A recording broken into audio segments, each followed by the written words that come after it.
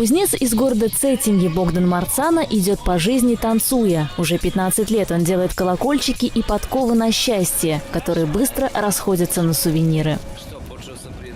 Когда 15 лет назад я приехал как турист в Черногорию, то был поражен ее красотой и решил с семьей переехать сюда жить. Мне хотелось чем-то радовать и удивлять туристов. Чтобы им не было хорошо жить и работать здесь, я освоил кузнечное дело, которому давно имел интерес. Стал отливать колокольчики и ковать подковы.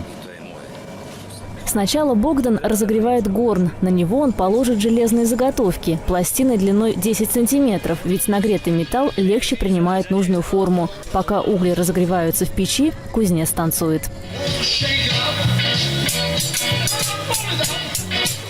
Людям нравится наблюдать, как кузнец, танцуя, весело кует, работает. Они останавливаются и покупают подковы и колокольчики на счастье. Горячую заготовку мастер кладет на наковальню и стучит по ней молотком до тех пор, пока не получится тонкая металлическая полоска. Ее кузнец загибает в форме подковы, делает на концах отвороты и гвоздевые отверстия. Для счастья в доме надо подвешивать подкову дугой вниз. Тогда счастье идет к тебе, а если вверх дугой, то оно уходит. На изготовление одной подковы у Богдана Марцана уходит не более 5 минут. Кузнец успевает и поработать, и отдохнуть. Например, станцевать с туристами свой любимый рок-н-ролл.